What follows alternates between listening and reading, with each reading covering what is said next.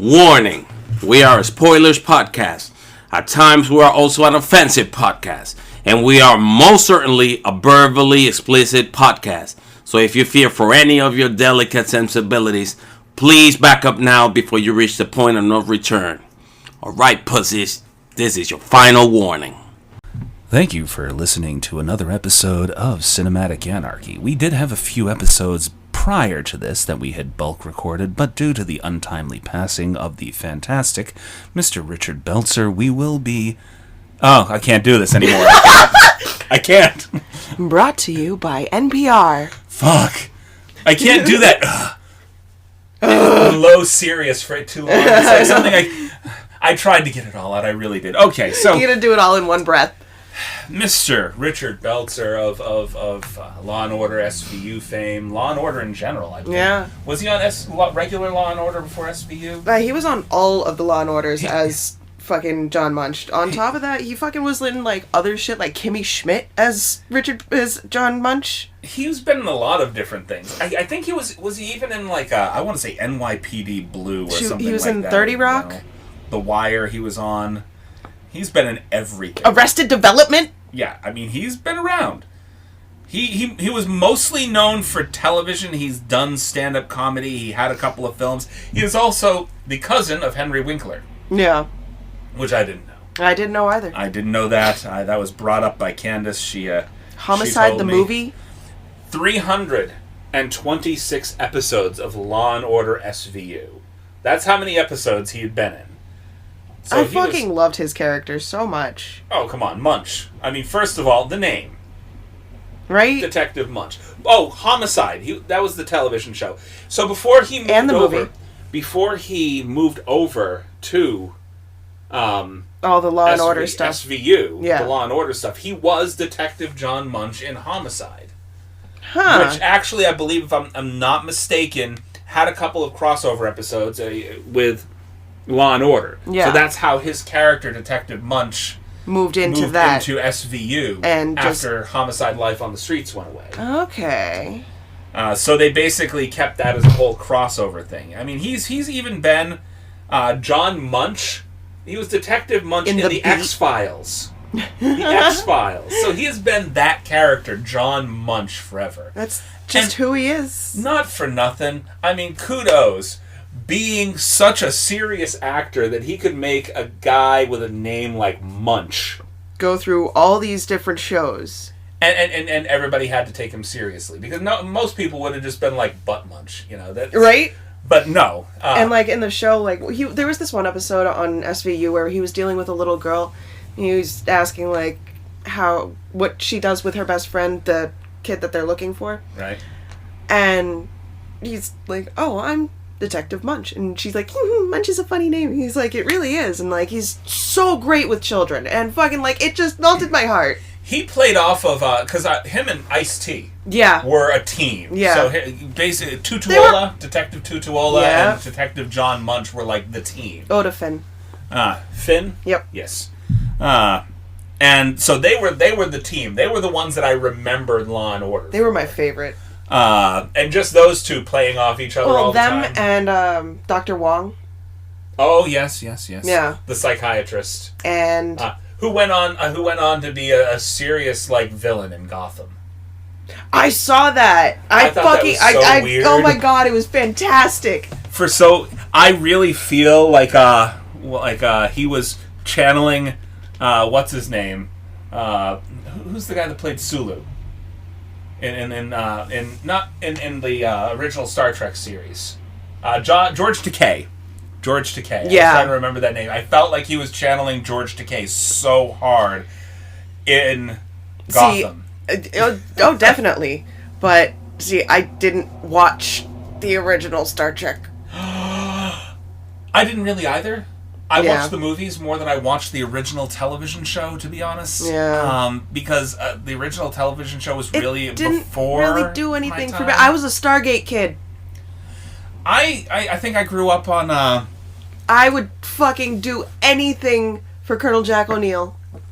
My parents started me on old Doctor Who, and with the Oh my god. Okay, Star so Trek: The Next Generation thing. we my mom, my grandmother, and I used to have like Stargate nights every Friday, and like that would be our thing every Friday night.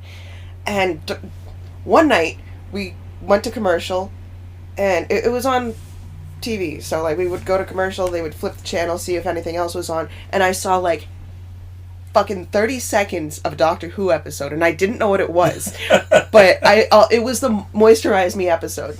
Okay. Moisturize me. But, so this is the one with the face that was just spread out. Yeah, okay. the slab of skin. So this with is new Doctor Who, not old school Doctor Who. Yeah, but I was a kid. Right. And fucking, I was like, what is that? I want to keep watching that. We've already watched all of fucking Stargate. What's that? And my mom refused to go back to it. And I never knew about it until someone like fucking 15 years later told me about it and was like, oh yeah, no, that's Doctor Who. And I'm like, are you fucking kidding me? Nobody knows what I was talking about. Oh, I should have just Googled Moisturize Me. But I felt like if I did, it would come up with a lot of porn. Yeah, probably. Yeah. But anyway, we're not talking about awkward Doctor commercials. Who. We're talking about Richard Beltzer. Richard Beltzer. Okay, so we really didn't find a lot of movies that had Richard Beltzer featured prominently. We found two, which were really, really early on. But he had a lot of cameos in different things. The two that we found early on were the one that we're going to talk about today, which is The Worng Guys. The other one, which we tried to watch shortly before doing this, we had a little bit of fear of actually seeing Richard Beltzer's dick a few too many times. Yeah. So it was like, okay, well, this is not the Richard Beltzer that... I mean, he's definitely a great stand-up comedian. It was like a 70s version of Movie 43. Yeah, basically. I mean, there's a couple of different sketch things that you can compare it to. There's not a lot of sketch comedy movies coming out right now. And, like, both of the movies that we watch are movie and a half that we watched.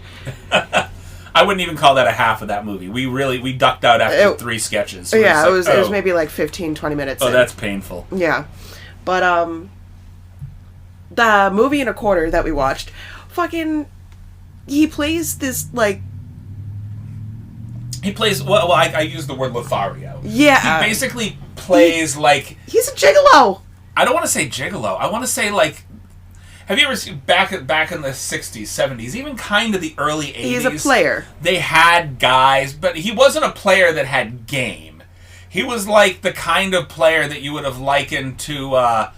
early SNL when you had Dan Aykroyd and Steve Martin playing two wild and crazy guys, you know, just guys that think they're women's men and are constantly trying to turn on that kind of creepy charm that passed for charm back then, but really isn't. It's not charm, but in the movies, Richard Beltzer fucking got it. He got it. He did it pretty well. Oh, yeah.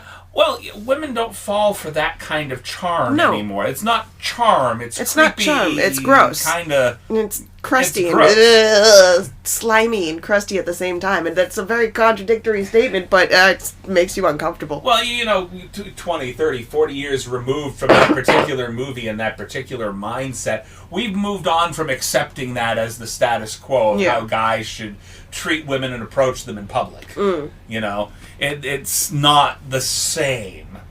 But he did what he did for those movies fairly well and for pretty decent comedic value. Oh my god. He was the funniest part of both movies, with the exception... Oh, absolutely. Richard Lewis in The Worng Guys did channel early neurotic Woody Allen pretty fucking well in that movie. True. He did. Before we get into The Worng Guys, I want to mention something. Okay. All of the main characters all go by their actual first names. I know. Oh, except for Richard Beltzer. Because the other guy is Richard. They said he goes by Belts. Belts, right. It's still, he's going by his name. Yeah. I found it funny that Richard Beltzer in the movie plays a guy that sells belts. He creates and sells belts. Oh my god. Oh my god. I don't know why that didn't fucking occur to me. It was. I thought it was hilarious. It took me till halfway. I had already passed the Belts scene. sells belts. Exactly. I just cheeseballed. It's all right. Yeah, I thought it was hilarious though, because I'm getting halfway through it. That is hilarious. We get past the part where he is literally telling the guy, he goes, I'm selling the belts that make your frocks not look like trash bags. Yeah. You know? And basically, he's a designer. He designs belts and accessories. Yeah. So Richard Beltzer sells belts. And the entire time, he's like putting these belts on these models. He's fucking flirting with them. And fucking, like, he's being super creepy, but they're all eating it up except for his assistant, who's like, a couple of people slapped his face during the movie, including the one in the steam room. The girl in the steam room that he was coming on, or not coming onto, they were trying to escape, but she still slapped him. Yeah. But, like, no, he's fucking, like, and at the end of every sentence, he has to say, babe. Babe. Babe. Yeah. That was his thing. I'm a designer, babe. This is an $800 night pajama set, babe. But this movie itself had some pretty popular stand-up comedians from that time, and Tim Thomerson, the guy that played Tim in the movie, that had what's his name, Jonathan Brandis as his younger version. I used to be in love with that kid. Yeah, I hear that a lot. Never-ending Story was my shit. Bastion, yeah. Why haven't we heard more Bastions or Sebastians? I knew a couple of Sebastians. I didn't know any. Not a single one. And he was, He was? Bill Denenborough in It. Okay, that is the first true. It. That was a while ago. That was the TV miniseries Once version upon of a time. Yeah, no, apparently he passed away in 2003. But I haven't gotten to watch a lot of his stand-up comedy. Richard Beltzer, I have seen some of it. Yeah. But it's been a while since I've actually seen him do stand-up comedy. I told you before we started this episode that I had something to say. Okay.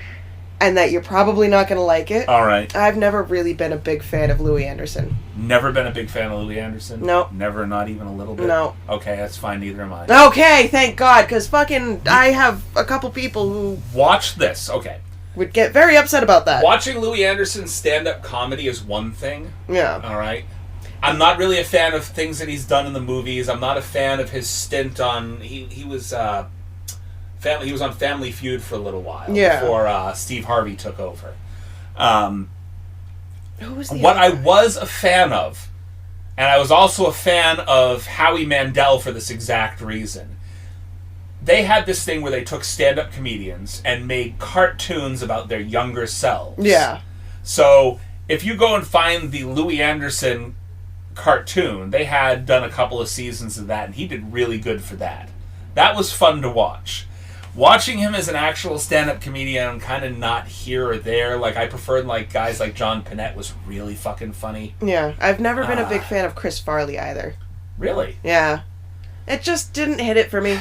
I think that Chris Farley didn't get to hit his stride out of SNL before he passed away. I think he was stuck in the slapstick comedy thing, and I don't think he managed to get far enough away from it. Yeah. You could tell that he could have done some serious roles if he really wanted to. Exactly. He was stuck in that fucking, like... Fat man in a little coat phase. Yeah. Well, not phase, but, like, character. That's what he got stuck with, and fucking it was just, like... what he ran off of, and people ate it up, but, like, it runs out quickly. It ran out for, like, say, Jonah Hill.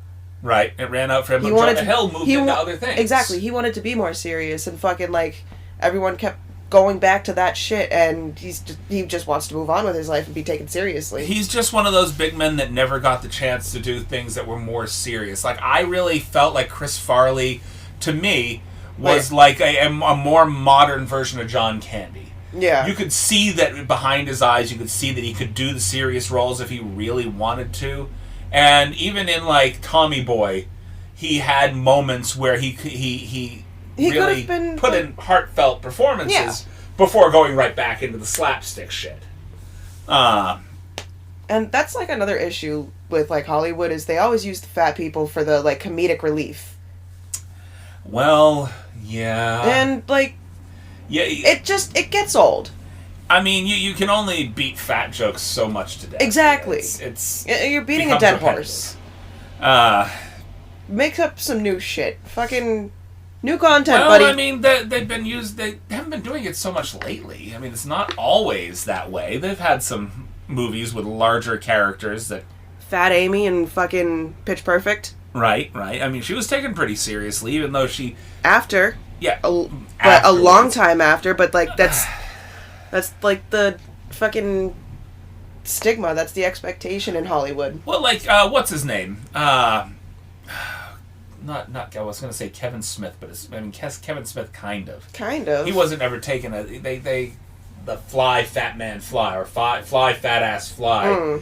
I mean, they kind of took his weight and kind of made a bit of a joke out of it. We completely jumped off of Richard Beltzer. Wow, yeah. Hey, Richard. How you doing, sweetheart? We haven't even gotten into the movie. I know. Oh, my God. The movie is based on...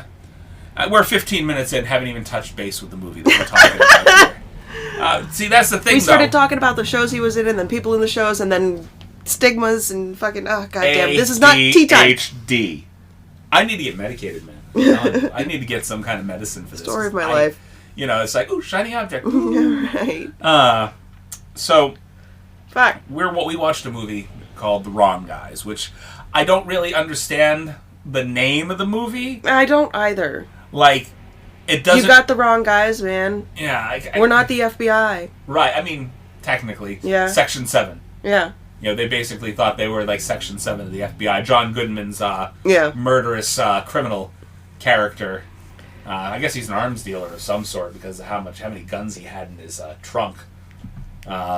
That being said, we are watching a movie about a group of former Cub Scouts that are basically having a 25-year reunion in the mountains where they had what Louis Anderson, or Louis in the movie, describes as their biggest adventure. Because they never got the Arrow of Light badge. I want to know why they... I mean, is it because the actors themselves couldn't commit to other names? Like, did they have to give Franklin was Franklin, Richard is Richard, Richard is Beltz, and you know, you have Louis is Louis, Tim is Tim, and it's like, could they not remember anything but their own names? It's like, just talk to each other like honestly, I think that's a lot of what it was, or it's not so like they couldn't remember, but just like talk to each other like you would in normal life. I think they might have done it to keep themselves on a friendly level, because I think a lot of them were familiar with themselves as like stand-up comedians. I know at least 3 of the crew were like full stand-up comedians before they hit this. I know Ernie Hudson wasn't, and John Goodman definitely wasn't like fully a stand-up comedian or anything. He was a comedic character. Yeah. He did a lot of comedic character work. I know Tim Thomerson definitely wasn't like a stand-up comedian. He was just known for a lot of goofy roles. Well, he did a lot of really B-related materials. Like, I don't know if I've ever shown you anything from Full Moon Entertainment, but he fell into some like really bad B-movie like sci-fi flicks. Like he was Doll Man and what the fuck? Doll Man? Doll Man. Basically, he was a guy from another planet where people were all his size. Then he came to our planet, and he was like a doll-sized little guy. Okay. So it was basically this itty-bitty thing, alien from another planet hunting down this criminal that ended up on our planet. Okay. So he's like 1/10 our size. Okay. Doll Man. I hate it. Yeah, they had a whole series: Doll Man, Doll Man 2, Doll Man versus the Demonic Toys. What the fuck? Where apparently at some point we find Doll Woman. I don't know. Okay, it was weird, but he plays the comedic dumb roles pretty damn good. I could see that. We're not talking about Tim Thomerson. We're just talking about the movie and Richard Beltzer in general. Yeah.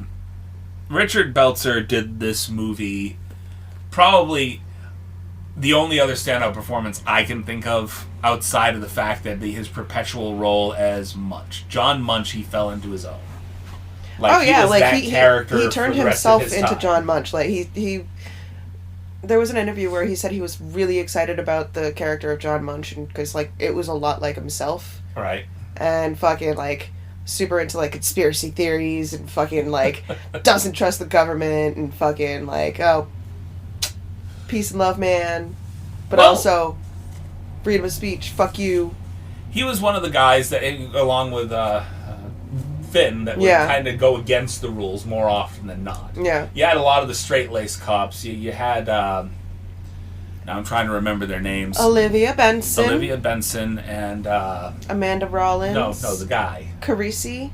No, we're talking old. Elliot Stabler. There we go. We're talking that. Elliot Stabler broke a lot of rules a lot of the time. And he was the more serious version of that. Yeah, he was the more serious version. Like, he was constantly getting in trouble for roughing up the perps too quickly.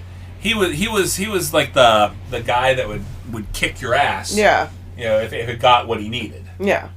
Which is not Beltzer and Ice-T's version. No, they just use psychological fucking flippity switch. It was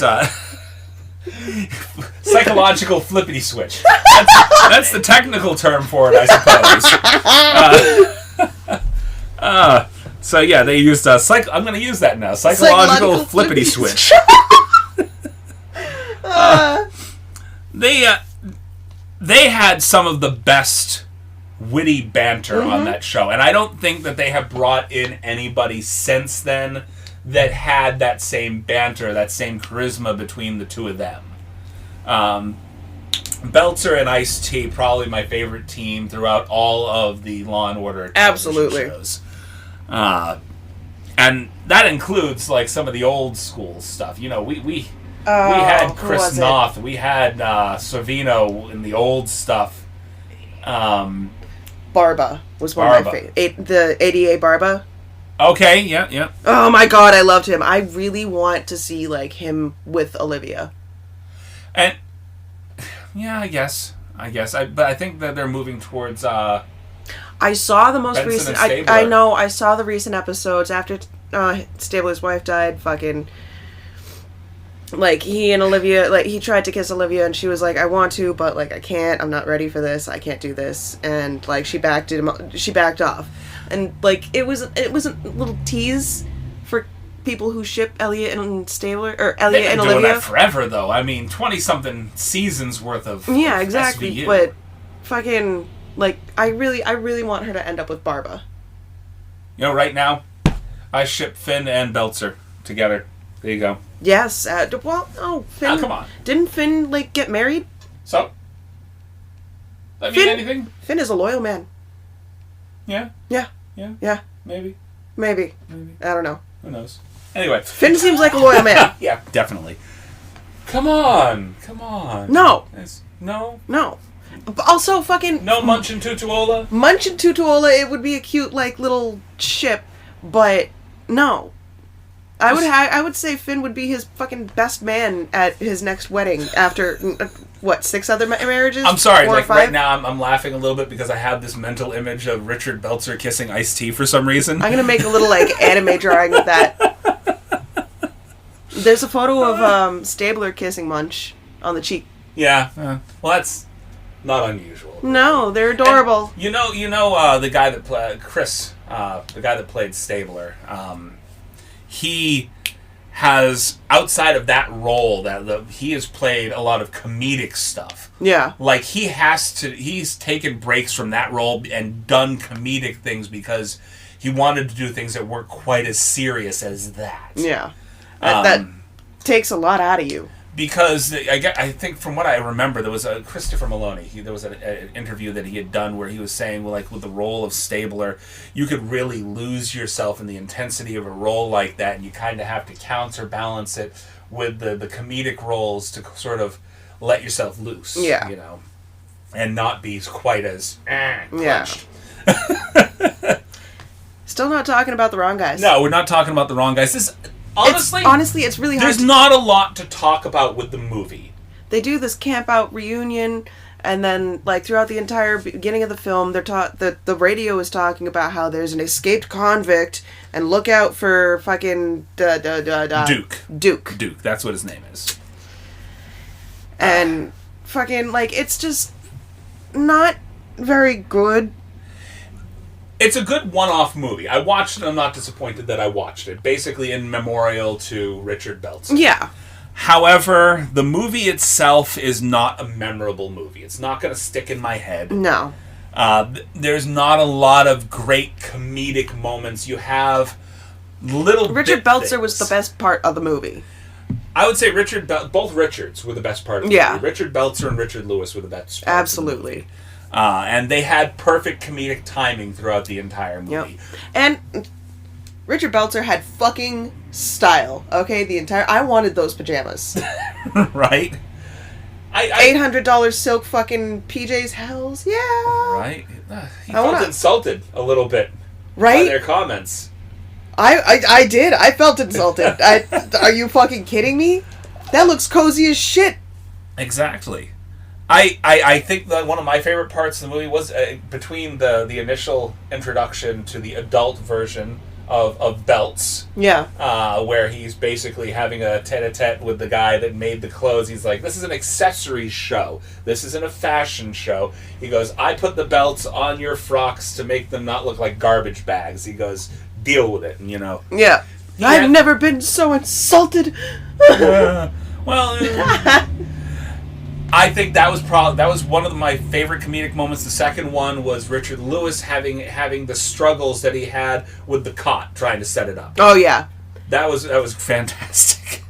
And then Franklin sleeping through the gunfire. No, he went to go use the bathroom in the woods, and he came running back because he saw one-armed Pete standing there. He left the fucking toilet paper and the shovel in the woods and fucking ran back, and he was asking Richard for a sleeping pill because he didn't want to fucking like wake up or anything. And then what was it? Duke. Am I thinking of the next scene where he sleeps through all the gunfire? Yeah. Well, no. Who was it? The Richard and Louis go looking for Tim and Belts. Right, who have gone off to go find women. Yeah. They're going to the Girl Scout camp, or what is now a women's retreat. It's not a Girl Scout camp anymore. And they end up finding... So they were introduced to two bullies at the beginning of the movie. Yep. Tim and Belts end up finding... The wives of the two bullies from the beginning of the movie. Who are very sexually aggressive. And apparently more than willing to cheat on their husbands. Oh, yeah. And for some reason, the bullies don't stay bullies for very long. They end up making up during the whole escape from Duke. So the bullies don't stay bullies for very long. And I'm guessing the part and the only where reason they help them is because they want back in the Cub Scouts. So do you think just to fuck with them? The bullies bullied them because they got kicked out. Got kicked out of the Cub Scouts for being too aggressive. Yeah, absolutely. That they said they were. That's what they were. They said that's what they were doing. First of all, the nightmare about the three BB gun shooting of this kid after they ripped off his that was priceless. First of all, you're not going to watch Firing Squad. And he wakes up in a cold sweat. I mean, would you forgive three little kids for shooting you with BB guns when you were younger? Listen, there was a whole, neighborhood vote on whether or not there was this one kid allowed back to hang out with the rest of us in our little, circle neighborhood when I was, 5 or 6. Right. Because he had shot one of our other neighbor kids in the arm with a BB gun and, fucking broke his arm and shit. It was, metal BBs.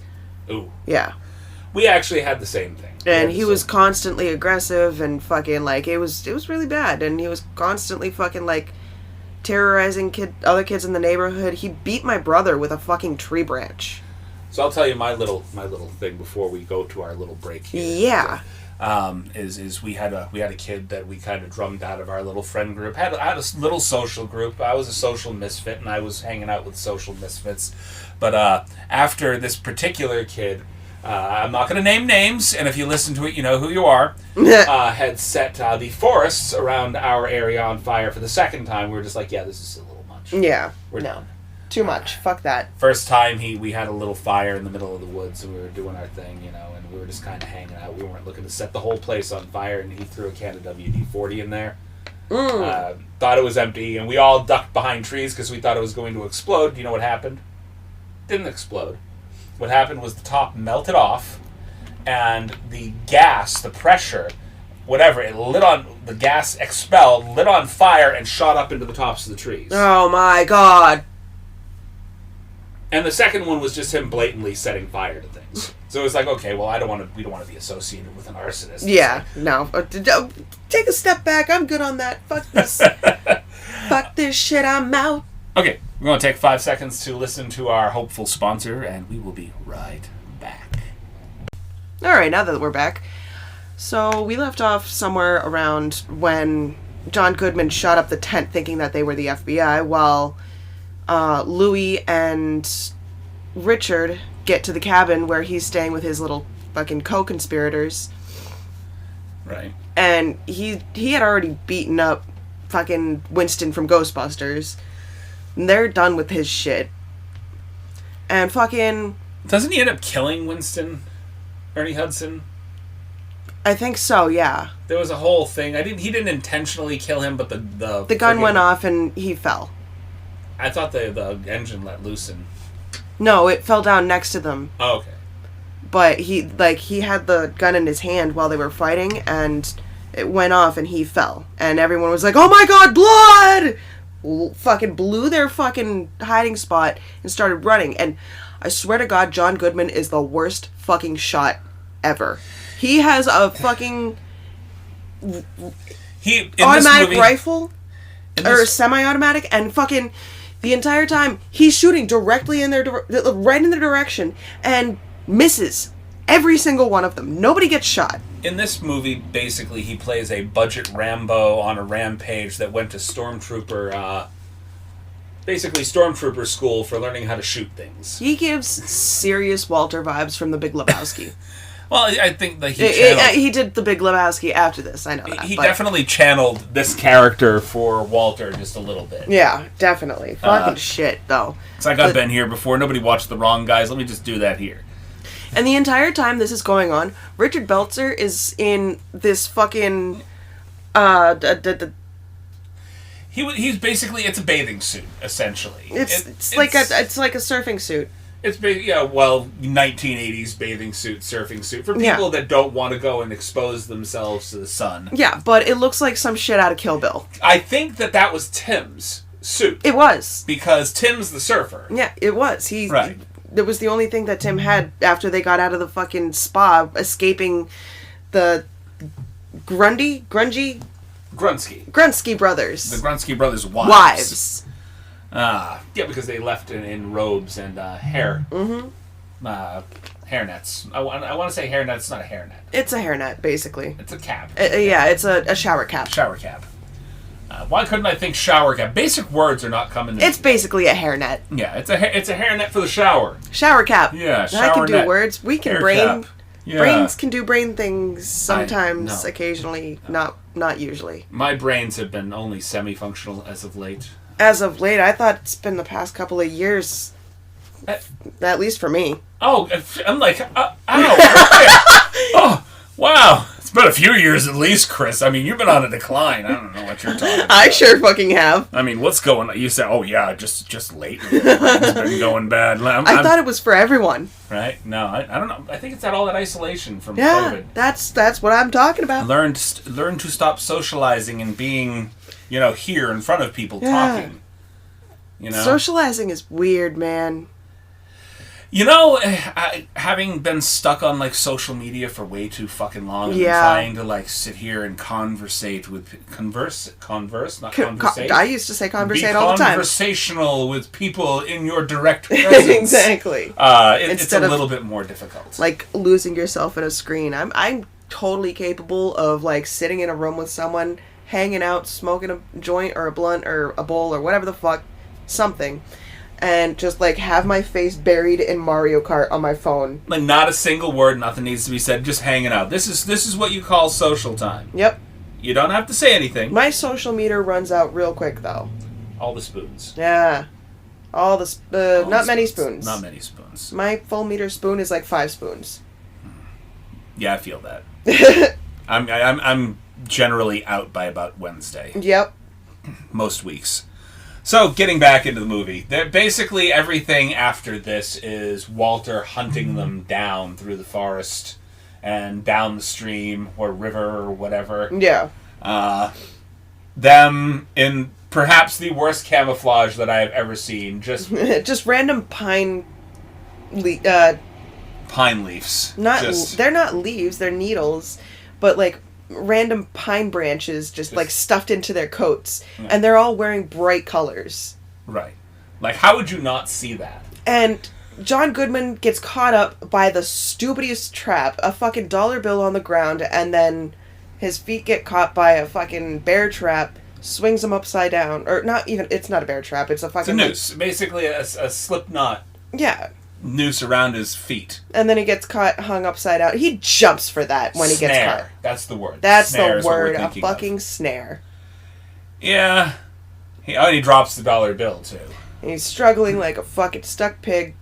The fact that they used the same thing that caught Richard when he was a Cub Scout as a kid. Yeah. Against basically a mass murderer. Exactly. And gun runner. How is he keeping his arms, like, to his sides the entire time that he's hanging upside down? Like, that must be very uncomfortable.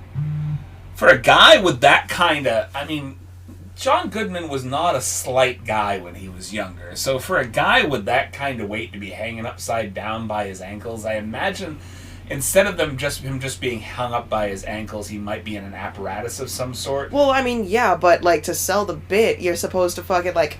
Your arms would usually fucking let gravity take the fall. Maybe he couldn't do that.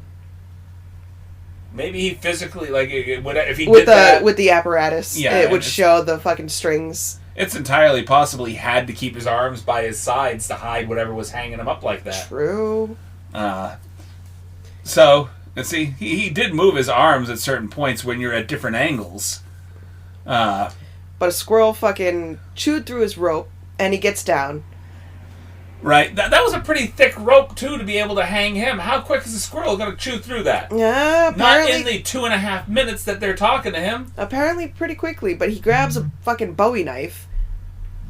And goes after one of the, shoves him into a fucking pond, and then forces everybody else into the pond with a fucking giant-ass gun. Is that a pond, though, really? It's more of a puddle than anything else. It's a pretty deep puddle. Look at how deep that is. Exactly, it's a tiny pond. That's not a pond. It looks more like... They dug that and filled that with fucking water. Yeah, that looks more like a latrine. That's definitely not a pond. It looks more like a latrine, honestly. I mean, technically it looks like it could be like a mud spring or something. It's... Whatever it is, it's just filled with mud. You know what we skipped over? What did we skip over? Tim going down the fucking waterfall. Oh, Tim surfing the waterfall. Cowabunga! Yeah. Yeah. But he comes back out of nowhere with everyone's mothers. Well, he tried to call the cops, and they didn't believe him because they had gotten multiple other calls saying that they had seen fucking Duke all over the place. Saw Duke here, somebody saw Duke there, somebody even saw Duke in Disney World. Yeah, exactly. Okay. But Tim comes back in clutch with everyone's moms, and they beat the shit out of Duke and fucking, like, tie him up and shit. Like, good for you, old ladies. First of all, the fact that the moms beat the shit out of Duke, but then the cops... With their purses. The cops come around, and they give all the credit to the Boy Scouts. Deadass. Right? Yeah. No, it's our good boys that got him. No, it's not us. We didn't do anything. Yeah, it's not us. They found him. They gave us the information. We just... The assault is all on them. Mm-hmm. Our children. They brutally beat him with pocketbooks. Just... Why? Oh, God. And honestly, the Grunski's mom, I love her. Honestly, same. You have 2 devoted wives at home. Stop terrorizing these nice boys. Yeah, the 2 devoted wives. Devoted wives, my ass. Like, who just tried to fuck some random dudes in a fucking steam room. They were gonna have a steam room orgy, is what they were gonna have. That's what they expected. And then the real FBI, Section 7, shows up. Right, the one that they had mistaken the Boy Scouts for. Yeah. First of all, bad on the Boy Scouts for using the same patchwork as the FBI. Uh-huh. Right, just bad on them. On top of which, not for nothing, the FBI Section 7 unit in the camouflage just didn't fly. The blue camouflage? I don't understand it. I don't get it either. I mean, I get that it was probably just for a gag. Isn't FBI usually in, like, suits? It was for a gag. I know, but Well, I FBI wouldn't is say usually they're in in suits. I mean, I believe more plain clothes sometimes. There's got to be a uniform of some sort. Well, yeah, but I mean, there's definitely got to be some sort of a uniform for I would field assume work. FBI is usually like undercover shit. I suppose. Federal Bureau of Investigations. I don't know. I've never actually personally seen. I've only seen what they show you in the movies, so I've never seen anything up front. I don't know anyone from the FBI. Wink, wink. It seems like formal clothes.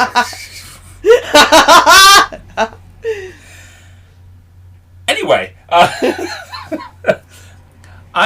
think a lot of the times you see them in like formal attire, but then the jacket's gone and they're wearing a flak jacket. Yeah. Like, that is like the most I've seen them dressed up. I don't see them in camo. No, that never. Doesn't seem like an FBI thing. That Especially seems more blue like a division camo of the military. What the fuck is blue camo supposed to fucking camouflage you from? The I mean, water? I am guessing. Unlikely. What in the blue carpet treatment at the end of the movie here? I'm But guessing at the the end Boy of the movie, Scouts. they get saluted by the Boy Scouts in their old Boy Scouts uniform. And why the fuck is Tim in shorts? Well, Tim's always in shorts. I hate it. Tim has never worn anything but shorts this entire movie. You know what? You're right, and I hate it. I think he's just proud of his calves. He should be, really but proud I of his still hate the calves. fucking shorts. I mean, at least it's not Louis Anderson in shorts. True. You know, give it to Tim. Let Tim be the guy that wears the shorts, you know? Whatever. But the end of the movie, they finally get their arrows of light. Arrows of light, yeah. They had to catch a murderous criminal to be able to do it. Yeah, right? You know? I feel like at like 40 to 50 years old, this is an honorary badge at this point. You didn't actually earn this. It's just we're doing this because it's Boy Scout propaganda. Yeah. We're gonna give you this. I love Richard Beltzer. His character, like, he gets his pin, he's like, the Boy Scout captain guy, he's like, congratulations, he's like, does this come in, like, tan and something with, like, a darker frame so it doesn't clash with this? He's like, you get what you get. Okay. Well, because, yeah, the king of accessories there. Yeah, exactly. He's a designer of sorts, and this doesn't really go along with anything. I want him to fucking style something for me. You want a belt from Belts? I do. Yeah, maybe. All of my old teachers used to call me Beltzer. Why are all their like things just hanging down like a limp nipple? Because apparently someone doesn't know how to pin a pin properly. Right. Or the pin may be made out of material that's too three heavy. of them, he put it above the pocket. The other... two he put below the pocket, which kind of hung weird. The other three, they put it, like, on the pocket, and it was, like, sagging. Yeah, I mean, that guy did not do a good job doing what he was doing. Yeah. He was also really short. Yeah. Like, he was the lead Cub Scout captain, or whatever the guy's name is, the troop leader, or... This isn't just a troop leader, he led everybody. Yeah. But he was Scout captain. Not good at administrating, or... He's not good at buttoning buttons. You don't do my button. This is not good. This sags. Bad juju. It's hanging. It looks awful. I can't even see the arrow anymore. It's pointing at my feet. What is with the accent? I don't know. It just came along with the weirdness. C'est la vie. C'est la vie. Alrighty, guys. Well, I guess that's it for the Richard Beltzer episode. Yeah, I mean, rest in peace, Mr. Beltzer. I loved your Munch character. We will Munch forever on my be soul. thankful for Munch. Munch on my soul. Munch in everything, because Munch was in everything. I want to do a Richard Munch episode. Yeah. A Munch episode? Richard Munch? Richard Munch or a John Beltzer episode. One of the two. Richard Munch, John Beltzer. Yeah, but do you know how much you would have to watch to be able to effectively do a Munch episode? Yeah, a lot. Like I said, listen, I watched all of SVU. Like 300 episodes of like Law and Order in general, and then you have Homicide, Life on the Streets, X-Files. I didn't watch all that. I did watch all of Kimmy Schmidt, and I didn't realize that was Munch until after, because I didn't watch SVU until long after Kimmy Schmidt. I didn't get to watch all of Kimmy Schmidt. I only got to watch the first season. It's not terrible. It's not terrible? It's not terrible. How was Munch in it? I don't remember, because I didn't Beltzer? realize he's in it. who he was. He may have just been in it like real quick. Like, I'm here, I'm gone. Likely, but like... Maybe he was one of the cops that interviewed her. Oh, no way. He plays Detective John Munch in the show. So you think he could have been Munch in Kimmy Schmidt? He was. He was? He was Munch in Kimmy Schmidt. So he played... Oh my god, okay. So we did a crossover episode. He did. With Jimmy Schmidt. Okay, then I'm gonna have to go watch And the show Arrested Development. He was just Munch in everything. He was. That was who he was. Richard Beltzer. Richard You know, Beltz. every one of my teachers growing up used to call me Beltzer instead of Blitzer. Really? Yeah.